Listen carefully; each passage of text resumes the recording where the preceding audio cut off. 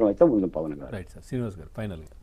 చంద్రబాబు ఎప్పుడు ఒక మాట చెప్తుంటారు, ముఖ్యమంత్రి గారు, ఏంటి బ్యూటీ ఆఫ్ డెమోక్రసీ అంటుంటారు. మాట్లాడితే ఆయన ఊత పదంగా ప్రజాస్వామ్యంలో ఉన్న సౌందర్యాన్ని ఆయన ఎక్కువ చెప్తుంటారు. బ్యూటీ ఆఫ్ డెమోక్రసీ ఏమో కానీ డర్ట్ ఆఫ్ డెమోక్రసీ ఇవాళ జగన్మోహన్ రెడ్డి రూపంలో మనకి మడ్ ఆఫ్ డెమోక్రసీ కనపడుతుంది. ప్రజాస్వామ్యం యొక్క మురికి వాళ్ళ జగన్ రూపంలో కనపడుతుంది. న్యాయ వ్యవస్థనే అతను సవాల్ చేస్తున్నాడంటే ఇవాళ దర్యాప్తు సంస్థలు ఇప్పుడు మనం చూసాం. ఆ జయలలిత వాళ్ళందరి గురించి చెప్పారు బాలకోటయ్య గారు. అరవింద్ కేజ్రీవాల్ 5 నెలలు జైల్లో ఉన్నాడు. ఢిల్లీ సీఎం అండి, నిన్నగాక మొన్న ఆయన జైల్లో పెట్టారు కదా. వాళ్ళ ఉప ముఖ్యమంత్రి సిసోడియా, మనీష్ సిసోడియా 17 నెలలు జైల్లో ఉంచారు సిసోడియాని. కవిత అక్కడి నుంచే పరిపాలన. కవిత ఎవరు? తెలంగాణ సీఎం కూతురు కవితను 5 నెలలు జైల్లో పెట్టారు. ఇప్పుడు వాళ్ళని జైల్లో పెట్టినప్పుడు ఈ కవిత ఇష్యూ పక్కకున్న అక్కడ ముఖ్యమంత్రులను కూడా పెట్టారు కదా సార్. వీళ్ళందరూ జైల్లో ఉన్నప్పుడు 100 కోట్లే, కేవలం 100 కోట్ల అవినీతి. ఏంటది? వాళ్ళ ఢిల్లీ లిక్కర్ స్కామ్. ఇది ఎన్ని కోట్లండి? ఎన్ని లక్షల కోట్లండి? ఏంటి ఈయన బెయిల్ రద్దు ఎందుకు కాదు?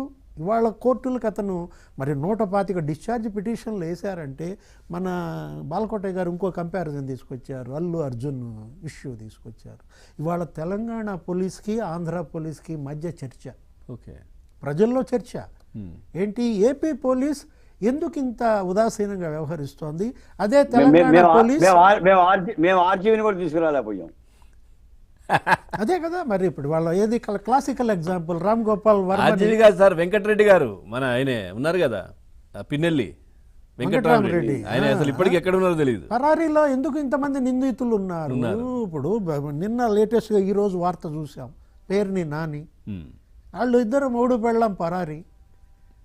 అంటే పోలీసులోనే ఎలా వాళ్ళ కోవర్టులుండి వాళ్ళని తప్పిస్తున్నారు. ఇప్పుడు రేవంత్ రెడ్డి నిన్న Delhi CM Delhi press meet ఏమన్నారు? ఇవాళ మాకు పొలిటికల్ స్టార్ అయినా అంతే, సినిమా స్టార్ అయినా అంతే, చట్టం ఎవరికైనా సమానమే అంటూ అల్లు అర్జున్నే అరెస్ట్ చేయగలిగిందంటే తెలంగాణ పోలీస్, ఇక్కడ ఆంధ్రప్రదేశ్ పోలీస్ ఎందుకింత మరి ఇది జరుగుతోంది అనేది ఇవాళ ప్రజల్లో చర్చ. ఇప్పుడు రేవంత్ నామ్ చోటా హై లేకిన్ సౌండ్ బహుత్ బడా హై ఏంటి మరి ఎలా చూడాలా? పుష్ప ఏదో డైలాగ్ అది, వాళ్ళ సౌండ్ బహుత్ బడా హై. ఏది? వాళ్ళ కూటమి ప్రభుత్వం, కూటమి గవర్నమెంట్ కూడా, చంద్రబాబు సౌండ్ కూడా ఇవాళ ఏంటి బహుత్ బడాగా వినిపించాలనేది ప్రజల యొక్క కోరిక. ప్రజలు ఇచ్చిన మ్యాండేట్ అదండి. వాళ్ళు అవన్నీ గుర్తించారు, ఇవన్నీ అరాచకాలు జరిగాయి అని చెప్పే కదా అధికారం వీళ్ళ చేతిలో పెట్టారు, వాళ్ళ మీద చర్యలు తీసుకోమని. అదే కదా. ఇవాళ రైస్ మాఫియా, పవన్ కళ్యాణ్ వెళ్ళి పడ్డాడు, ద్వారంపూడి చంద్రశేఖర్ రెడ్డి కుటుంబం దాన్ని వెనుకుందన్నారు, డి గ్యాంగ్ అనో ఏదో రకరకాలుగా అన్నారు. ద్వారంపూడి వీరభద్రారెడ్డి, ద్వారంపూడి చంద్రశేఖర్ రెడ్డి, ద్వారంపూడి భాస్కర్ రెడ్డి, వాళ్ళంతా తండ్రి కొడుకులు.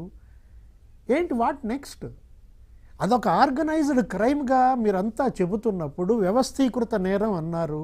మరి వ్యవస్థీకృత నేరాన్ని ఎంత మేరకు మీరు ఇవాళ తీసుకురాగలిగారు, ప్రజల ముందు పెట్టగలిగారు, అరెస్టులు చేయగలుగుతున్నారు? ఇప్పటికీ రైస్ దాటిపోతుంది కదా, జిల్లాలు దాటిపోతుంది, చెక్ పోస్టుల దగ్గర ఏం జరుగుతోంది? ఇప్పుడు దీనిపైన ఇవాళ దృష్టి పెట్టమని ఈ ప్రజా తీర్పు అన్నమాట ఇచ్చింది. ప్రజా తీర్పులో వీళ్ళు సగమే అర్థం చేసుకుని సగం పక్కన పడేస్తే ఏం జరుగుతుంది? ఏం అర్థం చేసుకున్నారు? సగం ఏంటది? కేవలం ఏదో అభివృద్ధి చేయడము, కేవలం సంక్షేమం అందించడమే కాదు కదా ఈ ప్రజా తీర్పు వీళ్ళు ఇచ్చింది. దానికోసం మీకు ఎంత ఇవ్వాలా? మామూలు మెజార్టీతో మిమ్మల్ని గెలిపిస్తే సరిపోయేది కదా. 57% ఓట్ షేర్ ఇవ్వాలా?